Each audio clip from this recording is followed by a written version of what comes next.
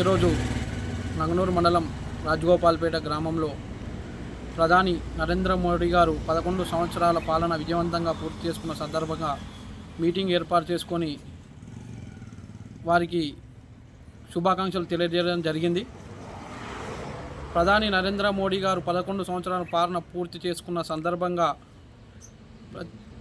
దేశానికి ఒక పిలుపునివ్వడం జరిగింది. ప్రతి ఒక్కరూ ఒక మొక్క నాటి పర్యావరణాన్ని కాపాడాలని పిలుపునివ్వడం జరిగింది. అలాగే ప్రతి ఒక్కరూ ఒక మొక్క నాటి పర్యావరణాన్ని కాపాడాలని కోరుకుంటున్నాం.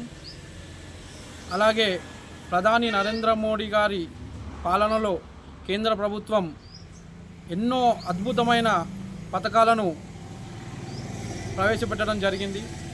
ఆ పథకాలు ప్రతి ఒక్క బీజేపీ కార్యకర్త ప్రతి ఒక్కరికి పేదలకు బూత్ స్థాయి వరకు అందే వరకు ప్రచారం చేయాలి.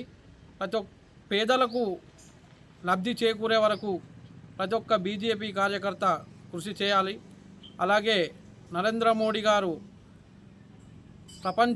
భారతదేశాన్ని ప్రపంచంలోనే నాలుగవ ఆర్థిక వ్యవస్థగా భారత్ను నిలిపారు.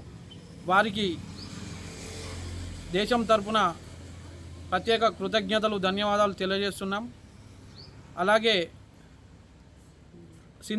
ఆపరేషన్ సింధూర్ చేపట్టి భారతదేశాన్ని ప్రపంచంలోనే నంబర్ 1గా ఉంచారు.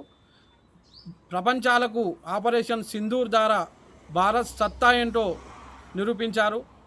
భారత్ దేనికి వెనుకాడదని ఆపరేషన్ సింధూర్ ద్వారా ప్రతి ఒక్కరికి తెలియజేశారు.